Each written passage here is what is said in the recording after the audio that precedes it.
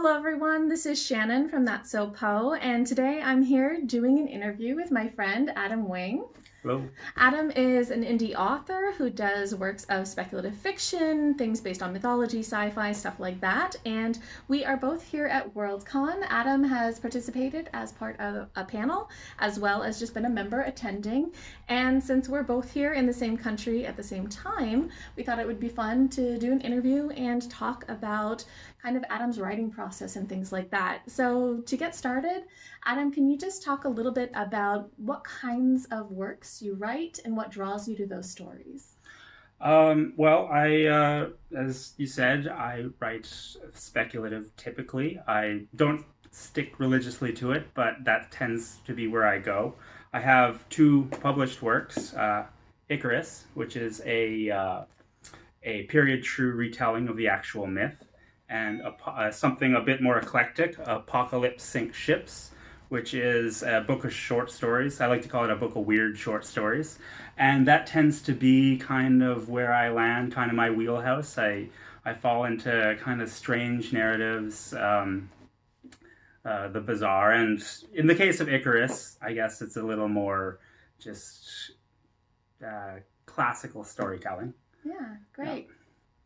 So the next question that I'd like to ask is that some of the stories that I've read that Adam has written have been really heavily based in mythology. So Icarus is really truly a retelling of the Icarus myth, and it's clear that a lot of research was put into understanding the Greek mythology. There's also more recent work that isn't published yet that he let me read, which is, again, based on mythology. So I'd just like to know kind of what that process is like of researching something that's mythologically based or a different time period. Well, with Icarus, a lot of it was logistical. So it takes place about, like 4,000 years ago.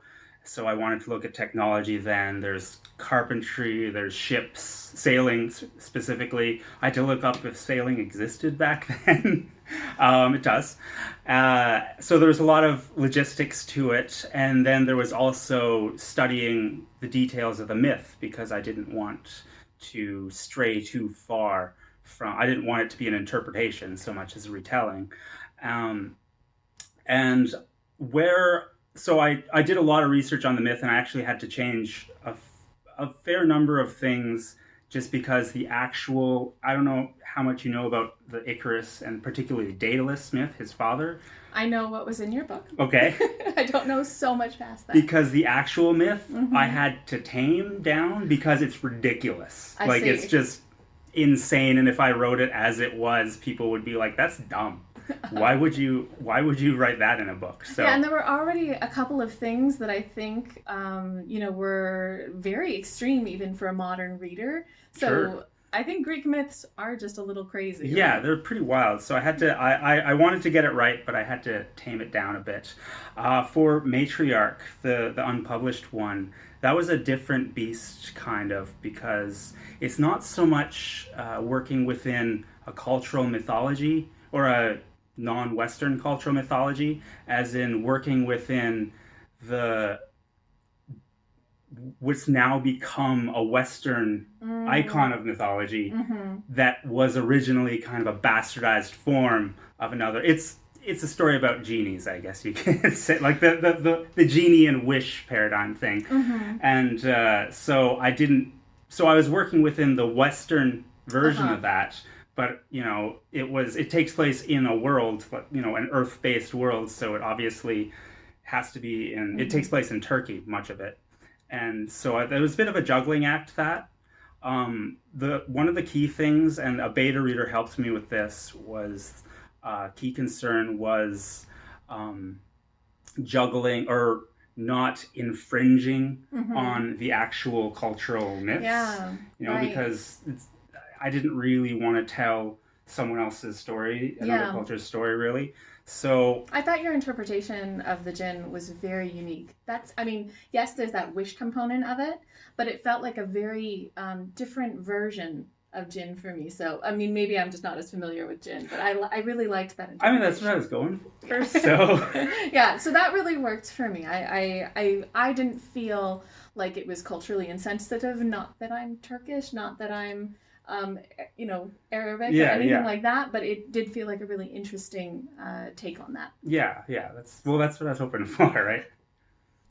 So my next question is that in addition to sort of the mythology and the speculative fiction aspects of your work, I definitely noticed that there's really interesting themes that underlie the stories. Especially, I'm very intrigued by some of the things like the family dynamics and relationships and just the way that plays out in these sort of fantasy settings. So, can you talk just a little bit more about what themes you like to explore and kind of how that informs your writing? Well, actually, like I haven't really given it a lot of thought. I write the story as I imagine it, and then it comes out as it is. But definitely, now that you mention it, that family it comes up a lot. You haven't gotten to Apocalypse Sink Ships yet, I know, but it's there too. It's in Matriarch. It's in Icarus. Oh, that's Obviously, it's in Icarus. It's it tends to be, and right now I'm just kind of retro looking at examining the own work. It tends to be a little more complicated situations. Family, not it rarely abuse. I think there doesn't seem to be a lot of abuse in my work, but complicated family relationships. I think more than family, even though isolation tends to come up a lot in my work. Yeah. And I don't know what that says about me, really. Hopefully not too much. But yeah, a lot of the characters feel that, and even within groups, there's a lot of isolation. And then also, I think, finality, which I think is connected to isolation in a way, in that when a character or a person is truly isolated, any end for them is an end, because there's no one around to continue on their legacy, their memory, or whatever. I see, yeah. I hadn't seen that, but now that you mention it, I see the theme. So yeah, I mean, like Icarus. Yeah. Matriarch. Hopefully everybody is familiar with that. Yeah, spoilers, Icarus dies at the end of the book. It's Icarus. It's the Icarus myth, okay? So the next thing I'd like to ask is just talking about your writing journey. How have the topics and the themes and what you explore in your stories changed and grown through your growth as a writer over the period of time that you've been writing? I think I've become more aware of how my stories exist outside the world of my stories, like exist in this world. And I mean, you and I have had a conversation about Icarus, where there's a woman who's a slave that is basically used not by the characters but by me as a prop for the narrative. And I still think that was exactly the right event for the story. That was what was supposed to happen. But I mean, I wrote that 4 or 5 years ago, and I think it was potentially that the way I handled it was potentially irresponsible. I think I have grown since then as in my awareness of how my stories exist in the world, the real world. Like when we were talking about Matriarch, and I was more concerned with how, what I was writing, not just on focusing on the story itself, but on its existence. Yeah, I think that even as a reader, it's something where 10 years ago, I don't think that I would have had a problem. Right. With seeing, a scene where I felt like, somebody's being taken advantage of in this way, and maybe like we should be having different like approaches to that sort of story. And so I feel like as a reader, I've grown as well, and that's really interesting. I feel like seeing the difference between Icarus and Matriarch, I feel that kind of consciousness and that sort of differing approach. I think also just that some of the panels that we've gone to see at WorldCon have really talked about a lot of these issues of simply being more aware of the broader speculative fiction community and about representation and about, what our own perspectives are, and just becoming a little bit more kind of awakened to how our perspectives are, influenced by each other, and then also how we're putting that on the page and everything like that. So I really liked seeing that growth arc. Oh, well, yeah, thank you. Well, I've noticed that too about the panels, and yeah, I think probably about 50% of the panels are at least somewhat, or at least mildly about social or interactions between society and fiction. Yeah. And I'd say like 80% of the just like fun, goofy panels, like who would win, what superhero would win in a fight, which I kind of wanted to go to, but there was something else I went to instead. So 80% of the non-goofy panels, which have their own place and have their own values and virtues, are how does fiction interact with society as a larger. Did you take anything away from any of these panels, like things that you think, I want to use that to influence my writing, or even just kind of thoughts that it made you think? I don't think probably a couple, 2, 3, 5 things specifically. I went to so many panels.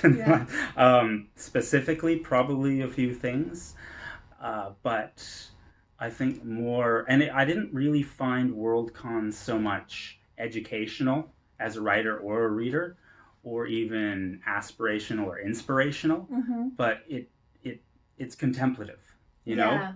Like it really, it opens you up to thinking about certain things, different avenues of thought, which was really interesting, and I thought a great experience. Yeah.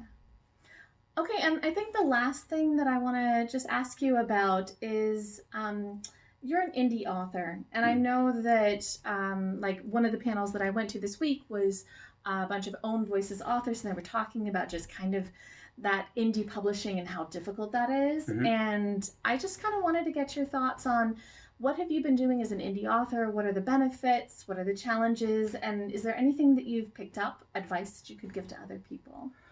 Well, first of all, I can guarantee you all of those indie authors we saw that they're doing a hell of a lot better than I am. Not that I'm doing horribly, but it is a challenge, right? I don't regret the path that I took 100%. No, if I regret it at all, it's barely at all. When I published Icarus, I was just impatient. I felt it was good enough to get traditionally published, and I still think it's good enough that it could get traditionally published. But I didn't want to go through 2 to 3 years of rejection for a maybe, and I just wanted to put it out there, and I did, and I'm happy with that decision. Then Apocalypse Sinks Ships was. That I compiled some older stories, so I was able to put that out there really quickly. But the great thing about the path that I took is the pressure's gone now, right? So I consider myself a published author, and I know many other people do, and so my matriarch would actually probably exist in stores, or at least on Amazon right now, except I'm trying to trad publish it. But there's no hurry, right? I know that if I can't get it after a year or so, I can just indie publish it. I'm not eager to become the published author, right? So, and I think there were some really interesting people who at WorldCom talked about their experiences. Becky Chambers talked in her Hugo acceptance speech. She's the one who wrote the Wayfarers series. She was a self-published author who came to WorldCon with her books, unknown, and shared them, and some people found out about it, and she got offered a publishing deal. And it's just it's really interesting to see, really great work is being published independently, And I think that offers you that freedom also to do what you want to do with your stories. Yeah, it's true. I mean, you hear about traditionally published authors, they talk about the compromises they've made for editors. And I mean, I understand that that's how you sell books, right? Those editors, they know what they're doing, but it's pretty nice too to tell the story that you want to tell as you want to tell it, right? Yeah, great. Well, thank you, Adam, for having this great discussion. If anybody would like to check out his books, I will leave links below. Yes. Also, you can just find me on Twitter at Wing Writing. Okay, and I will put the link to that below as well. I really liked Matriarch, his new story, so I hope that you find a publisher so that I can share that news as well. That was definitely a great story. It's coming out one way or another. Yeah, anytime. so there's some really good works, and just thank you for taking the time. Well, thank you for having me.